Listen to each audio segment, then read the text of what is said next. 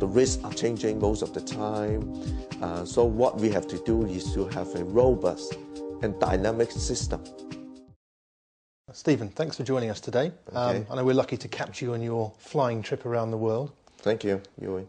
Can you just describe briefly for us your role and the organisation you work for? BDO is the fifth largest accounting networks in the world, and BDO Hong Kong is also the fifth largest accounting firm in Hong Kong.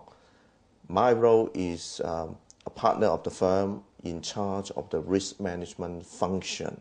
In terms of my personal work as head of risk, basically I have to make sure that the firm has a good system of internal quality policies and procedures to ensure that the audit reports issued by the firm are appropriate under the circumstances. We need to have a set of policies and procedures to enable our partners and staff to perform their work. Yeah. Excellent. I know you've just returned from Hamburg, where BDO came together as a global business. That's right. To discuss your key business interests. Now, was risk covered during that? Yes. It's an interesting part of the whole conference.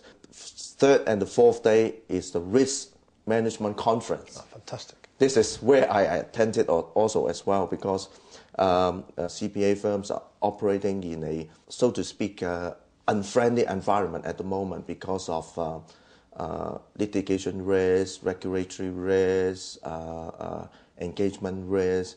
So we need to develop a well-coordinated risk management strategy for the whole firm and also for the whole network. So this risk management conference provides a very good opportunity for us to brainstorm, to share experience and knowledge, and then to develop a strategy to mitigate the risks that we are facing with. Yeah. It sounds like a very dynamic business, and of course the risk function lies right at the heart of that dynamism. Yes. How important is it for a global business to come together in that way, to share experiences across the various parts of the business and also the various geographic centres? Yeah. I think it's very important because obviously in terms of communication, we can send emails, we can pick up the phone and talk to each other. But I think an annual conference of something like this is important for all of us to see each other face to face, and then it's really to have an interactive discussion. What did you learn from the conference? It's a two-way. I learned from the other experts within our network. Even though I may say I'm an expert, but there are also other experts within our network who may specialize in different risk management areas. That's what I gained from attending this conference, is learning from the others. But I think at the same time, as head of risk of the Hong Kong firm, which is also a sizable firm within the network, I'm able to contribute to the discussion, in particular from the perspective of Asia Pacific region. I'm also the regional audit advisor of BDO Asia Pacific Region A, which covers a really, really large region. And within that region, there are some tremendously important markets for ACCA, but also a tremendous range of challenges and opportunities. Some fantastic growing economies there, but also a very large range of challenges, of barriers to further growth, but also, as I say, some opportunities and potential to be unlocked there. In terms of managing risk across such a broad range of different types of economies, can you really provide a consistent approach, or do you have to measure it in accordance to the market you're dealing with? I think each firm has to manage its own risk based on its own knowledge and based on its own expertise, because after all, for example, BDO Japan should be able to understand the particular regulatory risk, business risk, legal risk within their own country. But my role is really to ensure that all the critical issues, all the major issues are covered and fully considered before a final decision is made. Do you think the global level risks, the really large systemic risks, are greater than ever before? Or do you think that we've just got a better focus, we understand them more, or we're seeking to understand them more? Do you think risk has changed over time? The risks are changing most of the time. So what we have to do is to have a robust and dynamic system to address the risk, to respond to the market situation.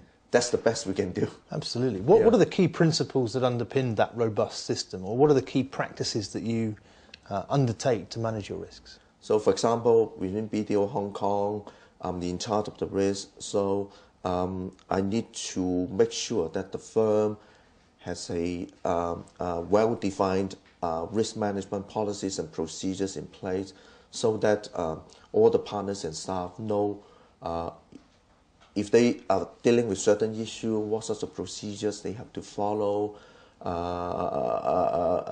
what are the respective responsibilities of different individuals, so the engagement partner, engagement manager, head of risk, our risk management committee. So everybody knows what is their responsibility, and then once we have a good system in place, then the second aspect is to ensure that everybody comply with the policies and procedures.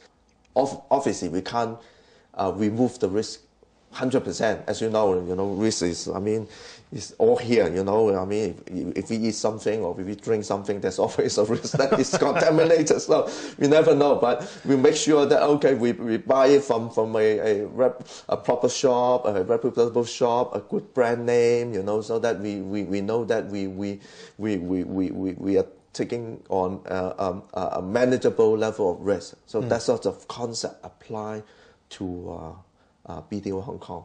Sounds like you're ideal for the role. I think so. Thank you. As an accountant as well, you can understand that chief finance officers, CFOs, and their departments play a key role in managing risk day to day. What's for you, the most important role that they play in actually day-to-day management of risk? I think for CFO and the accounting team within a commercial organization, not within a CPA firm, but within a sort of trading, manufacturing type of organization, or even financial institution, as I think financial institution is very important. I think that the major risk is what we call the fraud risk, because we all know as an accountant that the best way of managing this type of fraud risk is to have a good internal control covering the operation of the whole entity in each and every organization. One of the key responsibilities for the CFO is to ensure that at least within the financial reporting and accounting function, there is a proper and workable system of internal controls. Yeah, absolutely. I think internal controls are absolutely vital, but there's always the risk that people's behaviour, people's choices, and maybe their ethics can play a role too in helping to provide protection against risk, to improve positive behaviours and remove the risk of dysfunctional behaviour. Yeah. What can you or your colleagues do to ensure or encourage good behaviour, ethical behaviour within organisations? So within, for example, within BDO Hong Kong, we have a code of ethics, which is based on the international IFAC Code of Ethics, covering independence, conflict of interest, objectivity, confidentiality. So we have a very good code of practice in existence. But as I said, having the code in place is not good enough. We also need to have a monitoring function.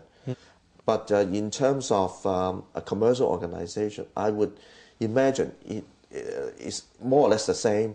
They also need to have a what we call a corporate code of practice in place, so that everybody knows what are the requirements, what should be done, what should not be done, and also the monitoring process as well. So I think education and policies and procedures and monitoring. And come together. Work together to make sure that the system works. It's been a fascinating conversation. I've learned so much. Thank you very much, Okay, Stephen. thank you.